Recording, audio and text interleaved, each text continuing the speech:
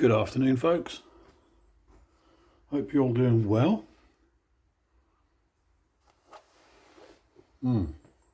Well, it's Sunday afternoon, but I'm smoking something that until yesterday I was unaware of, the Friday Savinelli. Those of you who follow me who know our very, very dear departed friend Matches 860. This is the pipe that was his trademark, let's say. And thanks very much to Simon of LCS Briars, London Calling, for educating me that in the pack that I received from Pipe Tree the other day, which was the subject of my last video, I also received this. The Savinelli that I couldn't identify is actually the Friday Savinelli. It's the Savinelli 673KS.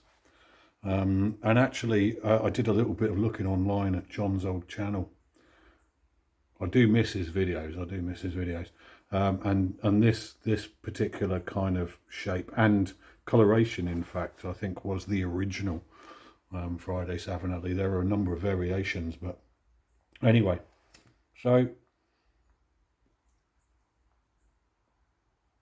I'm well, even more humbled and honoured to have received such an historical pipe from the pipe community, from a very good friend. So thanks again for that, Chris. That's brilliant. Blown away as always. But anyway, so smoking a bit of what am I smoking in it? Jermaine's medium flake. Jermaine's medium flake. Oh my gosh, I've not smoked any for what seems to be a long while, and it is just delicious stuff. But I'm out here in my outdoor-ish area. I don't know what you'd call this. I'll show you. I'll just turn the camera around so you can see what I mean. It's not a shed. It's like the end of a building. The house, the front door of the house is there, right there. But it's like, as you can see, it's a barn end, and it's open on this side, so we can see the house of my landlady. That's the farmhouse of my landlady just down there. I don't know what you'd call this, but this is this is the sort of outdoor utility area or whatever. Anyway, I've got a south-facing view. It's absolutely beautiful. It's very mellow and peaceful and chilled out here, and it's covered so that I can smoke and enjoy myself out here when it's hoofing it down with rain, as it frequently is here in England. So anyway, but it's a Sunday afternoon. I'm pottering about a bit for a number of reasons, as much as anything because it clears my head, helps me think a little straighter. If I potter about and organise and tidy things, as they say, a tidy home is a tidy mind. Now I'll put my hands up straight away and say that my home, or at least my little corner of it, is never tidy. It's an absolute mess, which is absolutely reflective of my general state of mind. But I do find it extremely cathartic and therapeutic to just have a good tidy up sesh. So today's one of those days, and I'm out here just pottering about, tidying up my workbench. I've got a workbench out here and all my tools and bits and bobs for various things that I do. Anyway,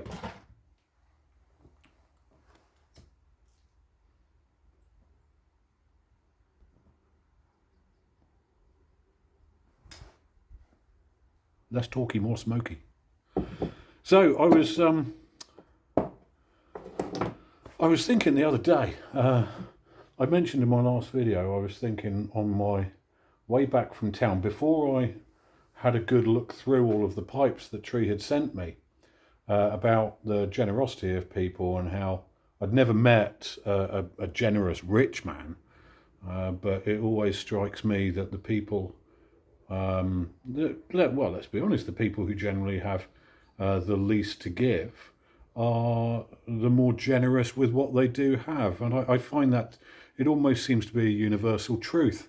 As long as I've lived, I remember I have a really good friend I've known for very, very many years now.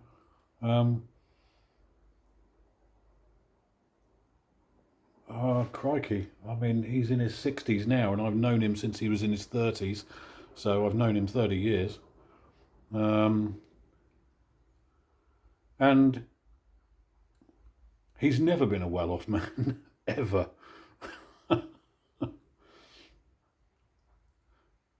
But there's not a single thing that guy wouldn't do for you, ever. Just, I remember when I was hard up, sort of starting out in my early 20s or whatever. And I was hard up and living in a van with my girlfriend and never had any money. He he thrust a £20 note into my hand as I left him one day. I'd been round to see him, and he thrust a £20 note into my hand and slammed the door in my face so that I couldn't refuse it. And yet, this is a guy who's never ever been wealthy at all, always struggling, very much sort of, I mean, it probably won't mean anything to my US followers, but for those here in the UK know what I'm talking about. Council estate, always been broke, born on the council estate and never left it. Honestly, one of the most beautiful, genuine, lovely, generous people you could ever hope to meet. Anyway, that's by the by. But what got me on to thinking this was, oddly enough, that very day that I received that pack from Tree, just ridiculously generous pack that I'm still blown away about. I got an email from Hawaii, from a guy I used to converse with. And if you happen to be watching this, Mike, I'm not sure if you do still follow my videos, but if you do, a big hello to you, and fantastic to hear from you. But I got an email from a guy I used to converse with over in Hawaii.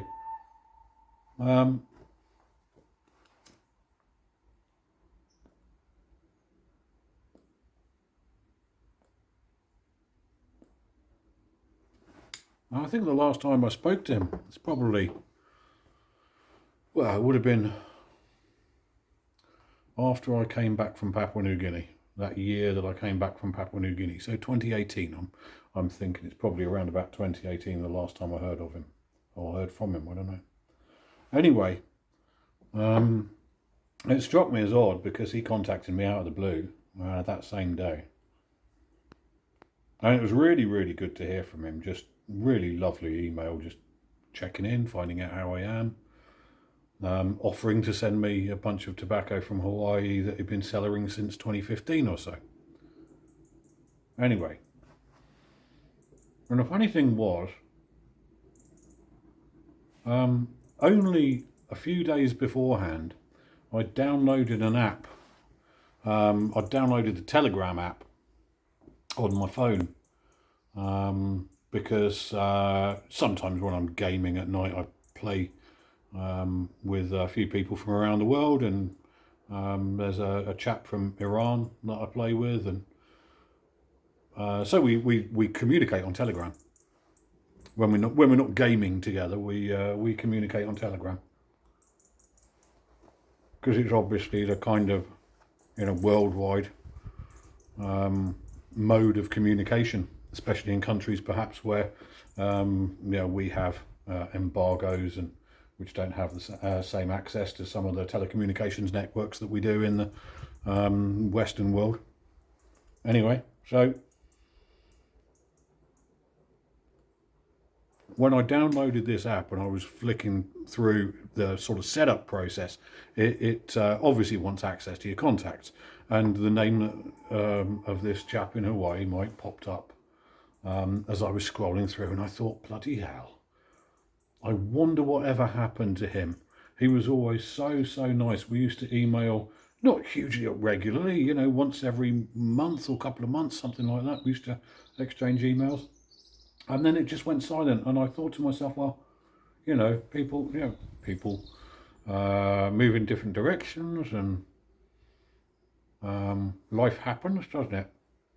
Life happens, and people pass on. I've lost a few loved ones in the last couple of years, and I had no idea, what had happened to this guy. So I assumed because of the radio silence for quite a number of years, maybe he'd been one of those people who'd passed on. But no, literally a few days later, boom, there he is. Email in my inbox. Absolutely fantastic. So yeah, it absolutely made me up. Very, very happy. Very humbled, very honoured. I mean, I often wonder what I do to deserve the generosity and kindness that comes my way. I mean, in day-to-day life, I'm a fairly I'm just a typical grumpy man, really, to be quite honest. And I'm very opinionated, as you all know. I have my views on politics and the world and what goes on, and so on and so forth. And many of those grate on the majority of people, in fact. And yet, even so,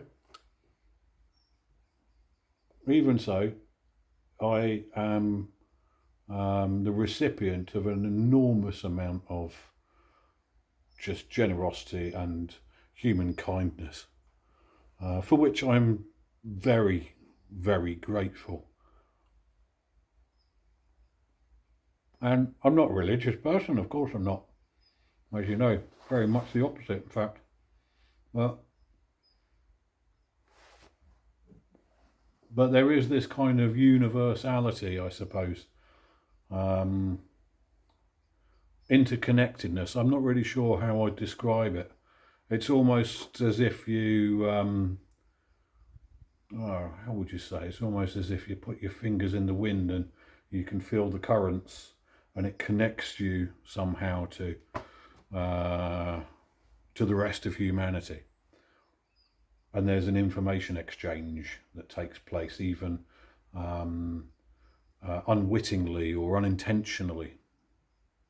I don't know. Maybe I'm talking bollocks. I think a lot of people would say a kind of universal consciousness or something of that nature. And as I say, although I'm not a religious person, I think if I were, I'd sort of be along the lines of the idea of a universal consciousness or an interconnectedness. Oh, sorry, I've got an incoming call. Bear with me. Just decline that. Yeah, so that's about it, really. There's a lot of weird shit going on in the world right now. And one of the reasons I'm out here tidying my workspace is because I'm preparing. I don't know. I mean, I'm not a conspiracy theorist and or anything like that, but I do, keep a finger on the pulse to a certain degree of what's going on around the world. And I'm not sure how many of you are aware, but certainly a number of countries in Europe are actually instructing their citizens to be prepared for a war against Russia.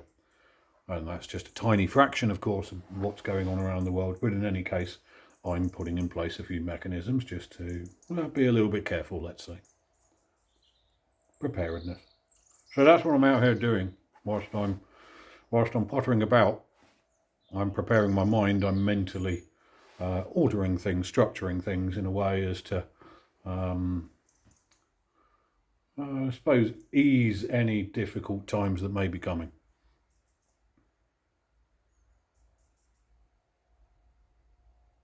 Not really sure what the point of my saying that was, but it was just the thought process. So, yeah.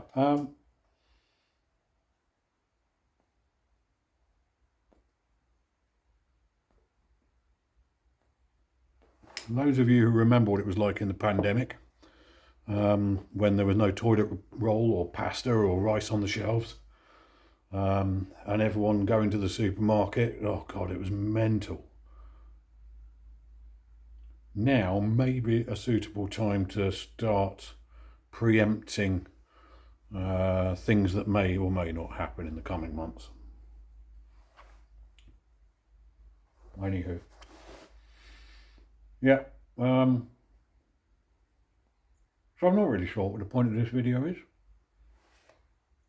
It was partially about human connection, a reflection on human connection and generosity and how it's so important to be good with each other. But also a warning that the opposite is going on. And with Trump taking office in January, trust me, it's just going to get worse. That's not a person who's going to bring the world together in any way, shape or form. It will be quite the opposite. So times will only become worse. But I'll leave you with that. Once again, thanks to Tree for the amazing pipe. I'm just so overwhelmed. I'm just like, this week's just been mind-blowing for me. It really has. I've done a little bit of research into the Dunhill. So I think I've dated it to 1980 because there's a 20 with an underscore at the end of the Made in England and on the opposite side of the shank as well, which seems to be, according to Pipepedia, the date mark for 1980. But there's a couple of anomalies that are baffling me, really. So the numbers 5003, I figured out what obviously, 3 of those numbers mean. The 5 is the group size, the size of the bowl. I kind of realised that after I stopped the video the other day. 03 would be the shape, which is a billiard. But then the first 0, i.e. the second digit in that 4-digit code, the 0, is baffling me, because in a 4-digit code it should either be a 1 or a 2, and that tells you the kind of stem that it has, be it either regular or saddle bit. But it's a 0, and I can't find any reference to a 0. And the other thing that is baffling me is the numbers that are on the pipe, the letters rather, I should say. It's got EX and then the 20, the 20 with the underscore after the letters EX as a stamp. The EX would ordinarily also refer to the shape, the shape code according to the old catalogues, but I cannot find any catalogue shape for EX. So if anybody's got any suggestions, I will be very grateful to hear them. It's taking some research and digging to find out what's going on with it, but it sent me down a fascinating rabbit hole, I have to say. So again, for the if not the pipe itself, which is amazing in itself, just the interest, the special interest of going down that rabbit hole of trying to identify and date a Dunhill, brilliant. I've been on a trip for the last day or so. But anyway, I'll bring this video to an end here. I hope you're all doing well. Yeah, bringing it back. Thanks to Mike over in Hawaii. I will take your advice, my friend, and I will do perhaps a few more pipe videos of the nature that I used to back in the day. But anyway, see you all soon, folks. Take care.